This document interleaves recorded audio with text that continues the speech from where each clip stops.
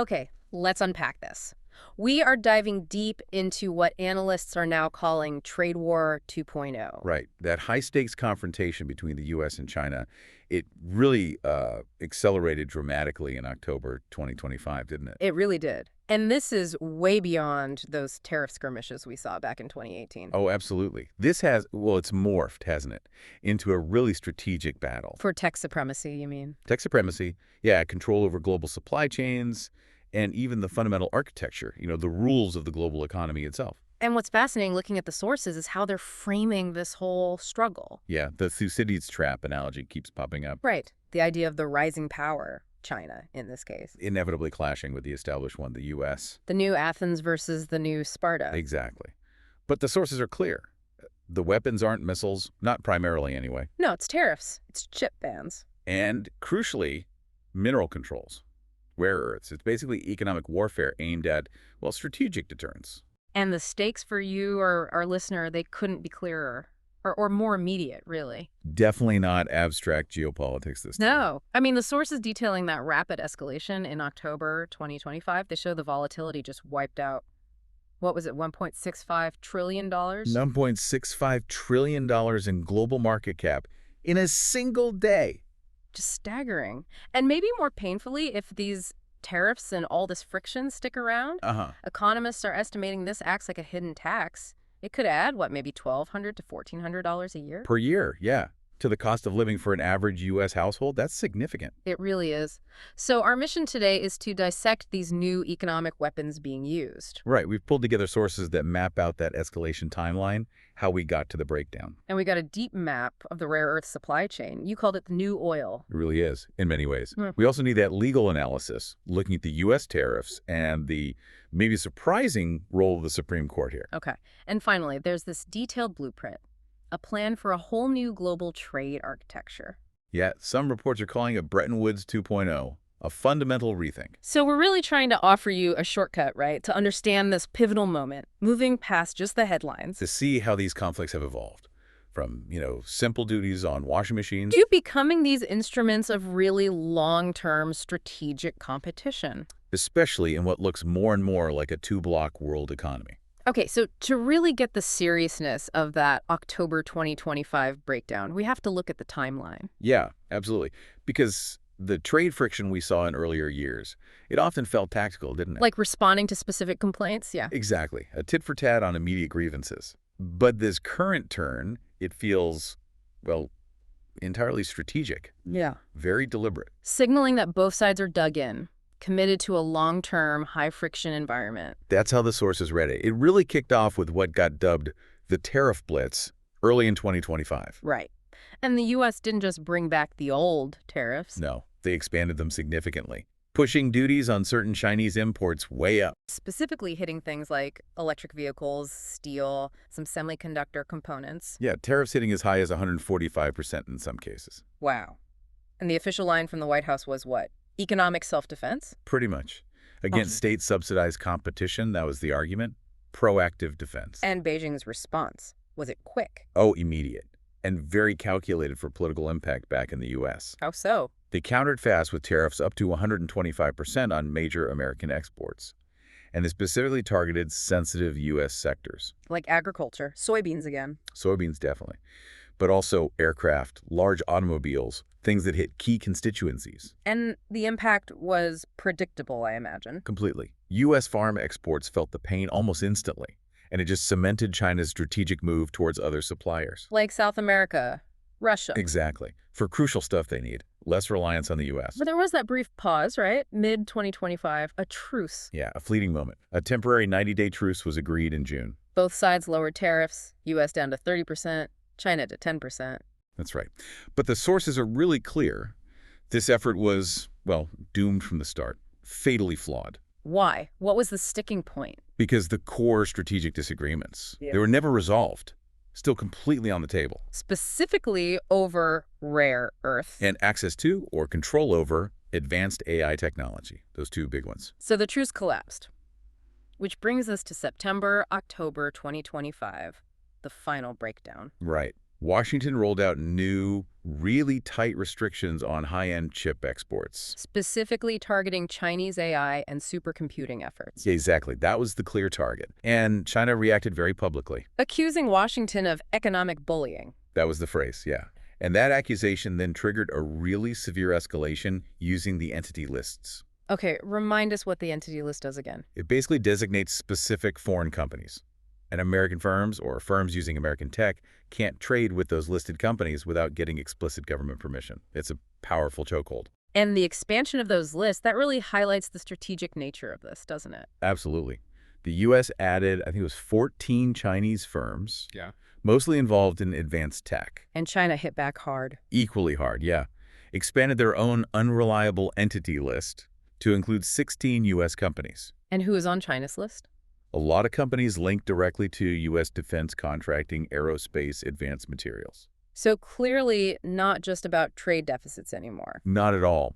This signals the conflict is about minimizing the opponent's strategic capabilities, not maximizing trade volume. Okay, and then things took another turn. This is where it gets really interesting, right? The port fees. Yeah, this is where the conflict moved from the familiar, tariffs and entity lists into something genuinely new. It followed President Trump's threat on October 10th. He threatened a massive increase in tariffs. Right.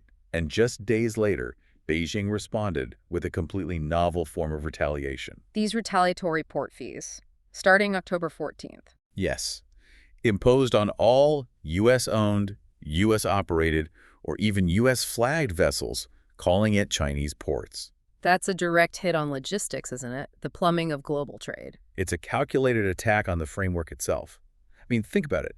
Roughly 60% of all U.S.-China trade moves by sea. 60%? Wow. So targeting the ships, the ports, analysts are warning these punitive measures. They force vessels to pay huge extra fees. How much are we talking? Potentially $50,000 to $200,000 extra per vessel, or forcing them to really lengthy, costly detours. So it attacks the arteries of commerce directly. Exactly. And those logistics costs, they're highly inflationary. The projections are they could add another 2 to 3% to consumer inflation in the U.S. within just a few months. And that affects prices far beyond just the goods being shipped from China. Absolutely. It ripples through everything. It's a systemic hit. So the central lesson here for Trade War 2.0, it's not just about trade deficits. No, it's a comprehensive strategic fight, a fight for mastery over the next industrial age. Using this whole new matrix of weapons. A diverse array, yeah, moving way beyond simple tariffs. So if we look at that matrix, U.S. actions are heavily focused on tech containment, right? Yeah, expanded semiconductor bans, those tight AI chip restrictions, using the entity list to choke off advanced computing access. That's America playing to its strengths. Software, chip design tools, complex machinery. That's the leverage, exactly. The U.S. controls the digital gate, so to speak. And China's strategy, conversely, focuses on its material and manufacturing power. Right. Targeted tariffs, yes. Expanding its own entity list, definitely. But most critically, deploying these new, really aggressive rare earth export restrictions. Which sets up this profound stalemate. A technological stalemate. The U.S. controls the design, the algorithm. While China controls the atoms, the actual physical materials. And both are now actively engaged in, well, mutually choking the other side's innovation pipeline. It's a dangerous game.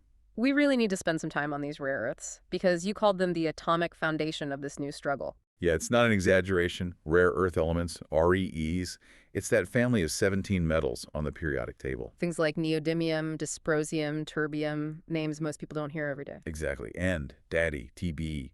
But they are absolutely vital, indispensable really, because they have these unique magnetic, luminescent, and catalytic properties. Properties you just can't get easily from other materials. Pretty much. These are the atoms that make modern high-tech components actually work. Well, like what specifically? Where are they essential? Okay, think high-efficiency permanent magnets, the ND-Fe magnets, neodymium iron boron. Used in EV motors, wind turbines. Critical for both, also in loads of consumer electronics like smartphones, hard drives.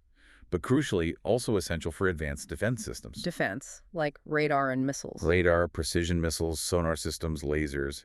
Even the specialized polishing materials used in making semiconductors rely on certain rare earths. Wow. So demand must be skyrocketing, especially with EVs and green energy. Absolutely. Demand just for those applications was up something like 6–8% last year alone. It's a huge growth area. Okay, but the key point you made earlier wasn't just about mining the ore. Right. This is crucial to understand. China's real dominance isn't just in digging the stuff up, although they do a lot of that. Other countries mine it too, right? Australia, the U.S. Yeah, you have Linus in Australia, MP Materials back online in the U.S. They have mining capacity. So where's the choke point then? The choke point is the next step. Yeah. The highly technical, very capital-intensive, and frankly, environmentally burdensome process of processing and separation. Turning the raw ore into usable pure elements. Exactly. Into pure rare earth oxides. Uh-huh. This requires massive specialized facilities. Think complex chemical plants using things like solvent extraction trains. That's complicated. It is. These processes can run for hundreds of stages, and they generate significant waste. What kind of waste? Notably, radioactive residues, mostly low-level thorium, which occurs naturally with rare earths, and huge volumes of corrosive acidic effluents. It's messy stuff. And other countries, the U.S. included, kind of offshored this step. Largely, yes. For decades, non-Chinese nations consciously avoided or shut down this messy, expensive, and polluting part of the chain, precisely because of the environmental regulations and costs involved. So China picked up the slack, essentially. They invested heavily and built up massive capacity, often with lower environmental standards, especially historically. Think about the huge Bayan Obo complex. And the result is this structural advantage. It's a massive one. China now processes nearly 90% of the world's separated rare earths and produces a vast majority of those finished rare earth permanent magnets. The magnets that the defense and EV industries actually need. Exactly. That centralization gives Beijing overwhelming leverage over basically every downstream high-tech industry worldwide. It was an environmental cost center we offloaded. And now it's being actively weaponized. Through these new Export Controls 2.0, announced in October 2025. Formalized as Announcement Nasty 61, yeah. This is China's direct counterpunch to the U.S. chip bans. And it's much more comprehensive than the rare earth export quotas we saw back in 2010. How so? What makes it more aggressive? The scope. The new policy mandates that any product, not just raw materials, but any finished product. Like a motor or electronic. Anything. Any product containing more than 0.1% Chinese processed rare earth materials now requires explicit government approval for export, starting December 1st, 2025. 0.1%. That sounds like a tiny threshold. What does that really mean in practice? It's the nuclear option, as some analysts call it, because it targets the most critical components, often used in small amounts. We need to distinguish between light REs, like neodymium, which are more abundant, Okay. and the heavy REs, like dysprosium D and terbium TB. These are much scarcer but vital. Why are the heavy REs so important? Because they're added to high-performance magnets to help them retain their magnetic strength at high operating temperatures. Which is essential for things like military sensors operating in extreme conditions or high-performance EV motors that get hot. Exactly. And crucially, these heavy REEs lack easy substitutes right now. Global electronics, defense, aerospace, they all rely on trace amounts of these specifically processed heavy REEs. So by setting that low 0.1% threshold and focusing on processed content, China gains effective extraterritorial reach. They're controlling not just what leaves China, but potentially finished goods made elsewhere if they contain that tiny fraction of Chinese processed material. So this rule, it sounds a lot like Washington's foreign direct product rule used for the chip bans. It absolutely echoes it. It's asserting control over foreign-made goods that incorporate Chinese processed content, a direct strategic countermove. So the U.S. controls the algorithms, the chip designs, the advanced tools, While China controls the atoms, the minerals, the critical processing step. creating this deep decoupling stalemate you mentioned. That's exactly what it is. The U.S. literally cannot build, say, its next-generation fighter jets or the highest performance EVs without access to these specific processed atoms, especially the heavy ones. And China can't easily advance its own high-end AI and supercomputing without access to the most advanced chips, which the U.S. controls. Right. And until non-Chinese supply chains can build up full mine-to-magnet capacity, which is a huge undertaking, How long would that take? experts estimate it's at least a 7 to 10-year endeavor, requiring billions, probably tens of billions, in investment. Plus, you have to overcome significant environmental and permitting hurdles in the West. So in the meantime, global manufacturers are just stuck, caught in the middle. Pretty much stuck. Which means the strategic imperative for the U.S. and its allies, Japan, Europe, Australia, to invest heavily in domestic separation plants and magnet production is now overwhelming. Regardless of any temporary truce or changes in tariffs. Absolutely. This conflict over atoms versus algorithms, it defines the current phase of the trade war. It's the core strategic battleground. Okay, let's pivot to the immediate impact. When that trade detente officially collapsed on October 10th, 2025, you said markets reacted violently. Violently is the right word. They were pricing in the immediate risk of not just continued friction, but potentially global recession. Hmm. The data from that day is pretty stark. Lay it out for us. What happened on the exchanges? Okay, so that single day, the Dow Jones Industrial Average fell 1.14%. That was over 800 points. Significant drop. And the Nasdaq, tech stocks. Tumbled even harder. The Nasdaq Composite dropped 2.3%. Yeah. And that was led by huge sell-offs in semiconductor stocks and EV stocks. The very companies right in the crosshairs of the chip restrictions and the new rare earth threats. Exactly. The most exposed sectors got hit hardest. And globally, what was the total damage? In total, the estimated global market capitalization losses just on that one day racked up to roughly $1.65 trillion. 1.5 trillion. That's just hard to fathom. It is. And investors immediately scrambled for safety. What did that look like? Where did the money go? Well, oil prices actually declined sharply, 4.3%, as traders factored in slower global industrial activity, maybe recession. Okay, fear of lower demand. Right. Meanwhile, traditional safe haven assets saw big inflows, things like Bitcoin, interestingly, and U.S. Treasuries, a classic flight to safety or perceived safety. It was a clear signal of really deep structural fear in the markets. Absolutely, beyond just a normal down day. But while those market swings are immediate, you mentioned the hidden threat is the longer-term scenario. Yeah, the day-to-day volatility is one thing, but economists are projecting potentially serious GDP losses if this level of hostility and these high tariffs persist. How much are we talking? Potentially 1 to 2% shaved off GDP for the U.S. and key global partners. Yeah. It's a big hit to growth. And the pain, as we said at the start, lands squarely on the consumer. Ultimately, yes. That's the critical piece to remember. Tariffs function as taxes. Paid by the importer and usually passed on. Exactly. Paid by the consumer in the importing country. So this hidden tax is expected to push up prices on a huge range of goods. Especially things heavily reliant on Chinese manufacturing. Electronics, apparel. Electronics, apparel, hardware, toys, furniture, you name it. Potentially looking at price hikes of 10 to 30% on those kinds of imported goods. And that's how we get to that estimate of $1,200 to $1,400 extra per year for the average U.S. household. That's the estimate, yeah. It's a huge, very tangible consequence for working families already dealing with inflation pressures. It hits hard. Okay, so if we dissect the economic fallout, who are the winners and losers in this? It can't be bad for everyone, can it? No, it definitely creates winners and losers. Mm-hmm. And it accelerates certain long-term economic shifts. So let's start with the losers. Who's getting hit hardest? Well, American farmers are right back in the firing line, especially soybean farmers. Exports to China were huge for them. The cornerstone, yeah. But those exports have been nearly halved again since 2024, according to the data. That means renewed financial distress, bankruptcies in the Midwest, a painful echo of the first trade war. And obviously the big tech giants, those with complex global supply chains. Absolutely. Companies like Apple, Nvidia, Tesla, they're facing massive cost increases, huge logistical headaches, trying to navigate tariffs, port fees, and potential material shortages. But the pain goes further down the chain too, right? Oh, yeah. Think about solar panel installers, companies involved in grid modernization projects, even makers of high-efficiency appliances. They all face immediate cost hikes because of the rare earth controls and higher shipping costs. Okay, so those are some clear losers.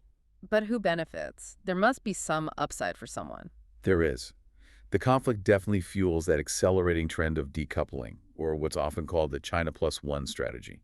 Companies actively moving production out of China. And domestically in the U.S., is there an onshoring boom? There's definitely a boost for certain U.S. manufacturing sectors. Steel, for sure. Semiconductors, thanks to the CHIPS Act. EV batteries, pushed by the Inflation Reduction Act incentives. Those federal policies are amplifying the effect. So protectionism is working for some domestic industries. It appears to be. In the short to medium term, yes. But the bigger winners might be on the global stage.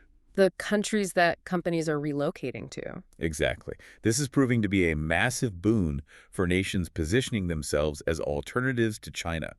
Think Mexico, Vietnam, and India. We're seeing evidence of that already. Clearly. Vietnam's exports to the U.S., for instance, are reportedly up 34% year on year, They're soaking up a lot of the manufacturing capacity moving out of China, especially in apparel and electronics assembly. And Mexico. Mexico's becoming the go-to hub for auto manufacturing, auto parts, and EV battery assembly, specifically for the North American market. Proximity helps a lot there. And India. They're often mentioned. India is rapidly scaling up its sophisticated manufacturing capabilities. Apple's increased iPhone production there is a prime example. These nations are effectively forming a new global manufacturing corridor. So the big picture here, wrapping this section up, it's fundamentally a WED, a digital industrial duel. That's a good way to put it. It's a competition over who will lead the innovation cycle for the next century. And the stakes involve control over the future trade order, maybe post-dollar. The future of global AI supply chains, absolutely. And the entire transition to a sustainable EV future hangs in the balance, too. So the U.S. bets on software, cloud, chip design, the weightless economy. While China bets on mastering the physical world, materials, energy processing, hardware manufacturing. And the economic pain we're seeing now is the direct result of that high-stakes technological standoff. Precisely. It's the cost of that duel playing out. Now, this whole high-stakes economic war, it has a really fascinating legal dimension here in the U.S., doesn't it? Involving the Supreme Court. Yeah, it's a potential wild card. Some analysts argue there's this growing institutional challenge to the sheer scope of the executive branch's tariff powers. A challenge that could act as a crucial check on presidential power, maybe limit the weapons future presidents can use in trade wars. That's the idea. And the legal landscape has genuinely shifted since the first round of tariffs back in 2018. What's the key change? The single biggest factor is the Supreme Court overturning the Chevron deference doctrine. That happened in the 2024 Loper-Bright case. Okay, refresh our memory. What did Chevron deference mean? Basically, for decades, it meant courts generally had to defer to a government agency's reasonable interpretation of an ambiguous law Congress wrote. Giving the executive branch a lot of leeway. A lot of leeway. But overturning Chevron means courts now have to apply, quote, sharper scrutiny to the justifications agencies give for their actions. They don't just get the benefit of the doubt anymore. So practically speaking, the White House can't just say a trade action is necessary. Right. The agencies involve Commerce, Treasury, USTR. They now have to build much thicker legal records, present really robust, defensible evidence to justify sweeping actions like these massive tariffs, especially when the legal authority is questioned. And the courts are already making distinctions between the different laws used for tariffs. They are. For instance, the Federal Circuit Court generally upheld the legality of Section 301 tariffs. Those are the ones specifically aimed at unfair Chinese practices, like IP theft. They require investigation first. Exactly. They have a specific process. But the current legal challenge, the one likely heading to the Supreme Court, targets the much broader use of IEDPA. IEPA, that's the International Emergency Economic Powers Act. Correct. It grants the president incredibly broad, near-emergency level powers to regulate international commerce during a declared national emergency. And the question is whether a long-term economic competition qualifies as that kind of emergency. That's the core legal question. Can IEPA be used as a justification for open-ended, non-temporary tariffs on almost all goods from a country, effectively as a long-term strategic tool, rather than for responding to a specific acute crisis? Okay, so let's game this out. The Supreme Court takes the case. What are the potential outcomes, and what do they mean? Broadly, two main scenarios, and either one dramatically reshapes markets and corporate strategy, even if the underlying tech fight continues. Okay, let's take scenario A.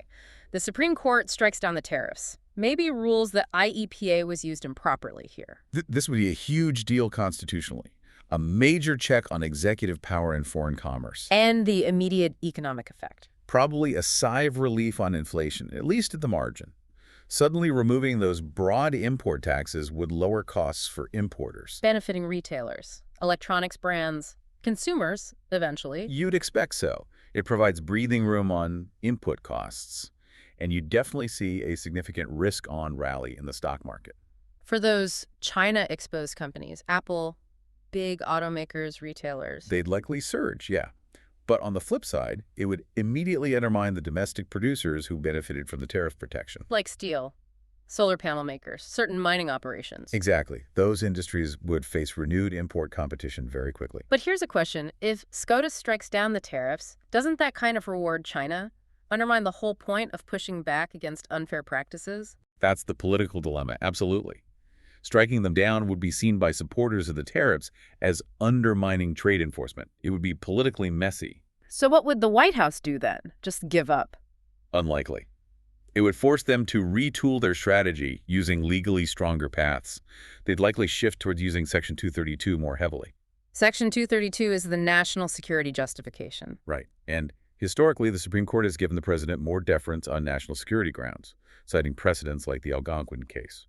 Or they could pursue more carefully documented, specific Section 301 cases. So it would signal a shift back towards more rules-based or at least differently justified trade actions. Probably. Less reliance on broad, unilateral emergency powers for long-term strategy. But, and this seems critical, striking down U.S. tariffs does absolutely nothing about China's rare earth export controls, right? Absolutely nothing. That's the key RAE wrinkle. The strategic decoupling, driven by the need for secure magnet and chip supply chains, that continues full steam ahead regardless of the tariff levels. The Supreme Court ruling only changes the price of imported goods. It doesn't change the fundamental availability or control over the strategic materials needed for future tech. The power contest over atoms continues. Okay. Now let's look at scenario B. SCOTUS upholds the tariffs. Says, yes, the president can use IEPA this way. This outcome essentially normalizes the current high tariff environment, makes it feel like a permanent feature of the landscape, not a temporary measure. And the immediate effect of that? Inflation likely stays stickier, higher for longer. Those input costs and consumer price pressures remain firmly in place. Which complicates things for the Federal Reserve, makes rate cuts less likely. It definitely reinforces the risk of higher for longer interest rates needed to keep inflation expectations anchored. And what does this mean for companies, for corporate strategy? If tariffs are upheld as the new normal, it forces companies to accelerate permanent decoupling. The China plus one strategy morphs very quickly into a China or none decision for many critical inputs. Meaning they have to fully commit to building resilient, likely more expensive supply chains completely outside of China. Exactly. Locking in those dual supply chains, pouring massive investment into hubs like Mexico, Vietnam, India, becomes an urgent necessity, not just a contingency plan. And geopolitically, if the U.S. tariff regime gets the Supreme Court's blessing, the risks of further retaliation probably rise significantly. Beijing would feel more justified, perhaps, in tightening its own controls. Like being stricter with those rare earth export licenses, causing more bureaucratic delays, adding more U.S. firms to their unreliable entity list. All of the above are more likely. It would likely harden that two-block economic division much faster and much deeper than if the tariffs were struck down. So, bottom line on the legal wildcard. Whether the tariffs are upheld or struck down, it mainly shapes the economic burden. Who pays the price? Yeah. Consumers, corporations. But the core strategic conflict over technological control chips versus rare earths, that remains the central issue. That's the strategic fulcrum. And it requires a geopolitical solution, not just a legal one. Okay, so amidst all this conflict and economic pain, the sources we looked at also offer something else, a way forward. A blueprint for rethinking global trade entirely. Yeah, it's a radical shift in perspective offered in some of these analyses. The core argument is that this crisis, Trade War 2.0, painful as it is, actually provides the necessary catalyst, the opportunity for deep structural change. Because the existing system is fundamentally broken. That's the premise. The system we have, built after World War II, prioritized pure economic efficiency and, arguably, extraction above all else. And it wasn't designed for the world we live in now. Not at all. It had no concept of a climate crisis as an existential threat, no digital economy, and certainly no serious strategic rivals challenging the U.S.-led system itself. So what does this proposed blueprint, this Bretton Woods 2.0, actually entail? What are the pillars? Okay, the first major pillar directly tackles the end of dollar dominance, or at least mitigating its negative effects. The idea that the U.S. dollar's role as the global reserve currency gives the U.S. too much power. And that this power has been weaponized, repeatedly, through financial sanctions, like kicking countries out of the SWIFT payment system. Which creates huge vulnerabilities for other nations, breeds resentment. Immense vulnerability, yeah. Especially in the global south. They feel exposed to unilateral U.S. policy decisions. And that weaponization is seen as the primary driver pushing nations like China, Russia, and others to actively seek alternatives. So what's the proposed fix? Just replace the dollar with the Chinese yuan? No, the blueprint is clear. That would just shift the hegemony, not solve the underlying problem. The idea is to build a genuinely multipolar currency system, more resilient, more decentralized risk. How? What would that look like? One key proposal is creating a reformed, digitized special drawing, right? The SDR, think digital SDR 2.0. The SDR is that IMF basket of currencies, right? Right.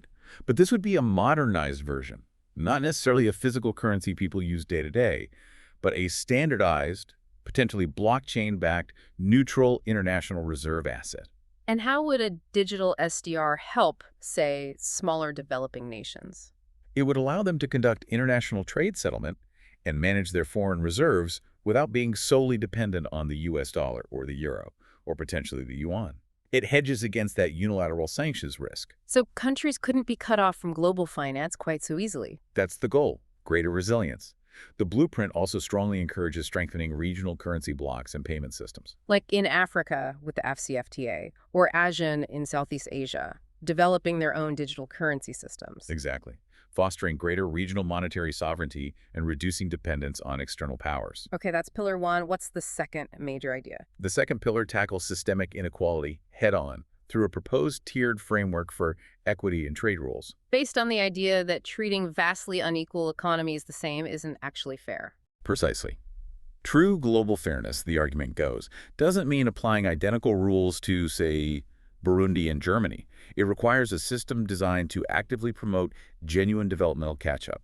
So how would this tiered system work? 3 tiers. Yeah, 3 tiers with differentiated rules and obligations. Tier 1 would be the least developed countries, LDCs. What breaks would they get? The proposal is 0 tariffs on all their exports going into advanced economies, guaranteed access for technology transfer, and critically, the recognized sovereign right to protect their own infant industries without facing immediate challenge at the WTO. Giving them policy space to actually build up their own economic complexity. Exactly. A tool most developed countries used historically but is now often denied to the poorest nations. Okay, what about tier 2?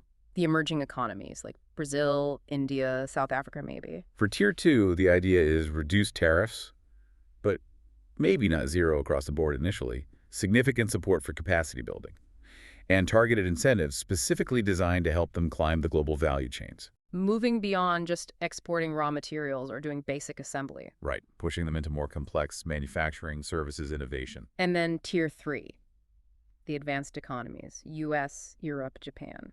For tier 3, it's largely about maintaining a level playing field amongst themselves, but with a new, crucial obligation. The obligation to collectively finance a global trade equity fund. How would that be funded?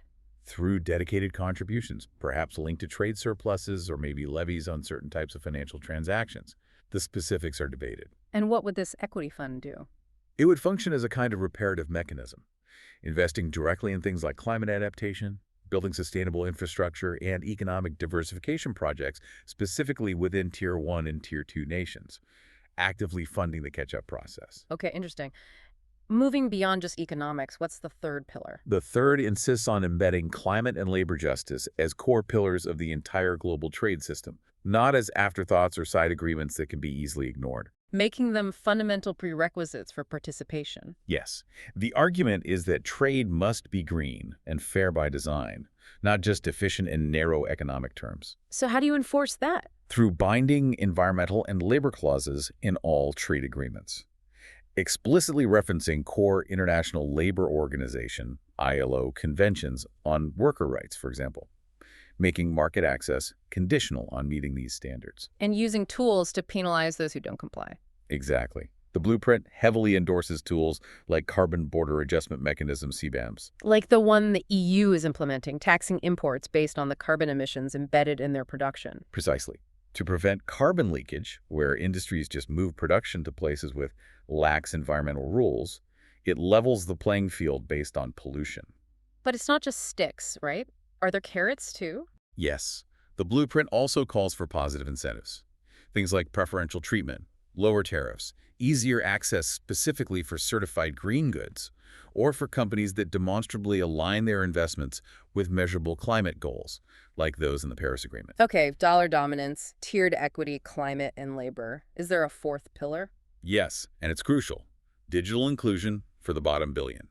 addressing the massive problem that roughly 2 billion people globally operate largely in the informal economy. Locked out of the benefits of global trade because they lack formal banking, credentials, access to finance. Exactly. They can't easily prove their identity, their production capacity, or their compliance history to potential overseas buyers or lenders.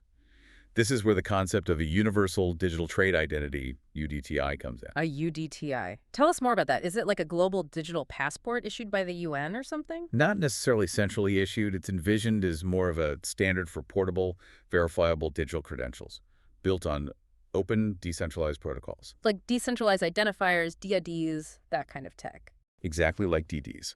Think of them as secure, cryptographically verifiable digital identity wallets that an individual controls, separating their identity and potentially their credit or compliance history from any single government or big tech database. And the inspiration comes from places like India. Yeah, the success of India's Aadhaar digital identity system, combined with their UPI real-time payment stack, is seen as a powerful model. It shows you can bring hundreds of millions into the formal digital economy quickly. So what's the practical benefit? How does giving, say, a smallholder coffee farmer in Ethiopia a UDTI help them trade? It could be revolutionary. With a trusted, verifiable UDTI, that farmer could potentially secure micro-trade financing directly from an overseas buyer or platform. Because they can reliably prove who they are and maybe link data about their sustainable farming practices. Precisely.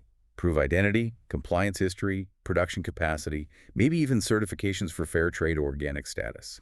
All digitally verifiable without needing costly intermediaries or inaccessible traditional banks. So it fundamentally democratizes access, turns trade from a system dominated by big players to potentially a much more inclusive highway of opportunity, directly connecting small producers in the global south to global markets. That's a powerful vision. And the final step outlined in this blueprint, how do you make this happen? The ultimate goal proposed is a Bretton Woods 2.0 summit, a new global conference to hammer out these new rules. But strategically held, not in the traditional centers of power like Washington or London. Right. The suggestion is holding it somewhere in the global south, maybe Nairobi, maybe Dhaka, to symbolize the shift in power and ensure maximum participation and buy-in from developing nations, and involving not just government, but also civil society, labor unions, climate scientists. A multi-stakeholder approach, exactly, Right. to build a truly legitimate and sustainable system for the 21st century. And the key is that reforms have to come from both sides, right? Not just demands on China. Absolutely critical. The blueprint acknowledges that China needs to increase transparency on things like industrial subsidies and improve IP enforcement. But equally, the U.S. must commit to relinquishing aspects of its financial hegemony and ending the reflexive overuse of unilateral sanctions that destabilize the whole system for everyone. So it's about replacing that old core tenet of pure efficiency With new core tenets: equity, sustainability, resilience, and solidarity.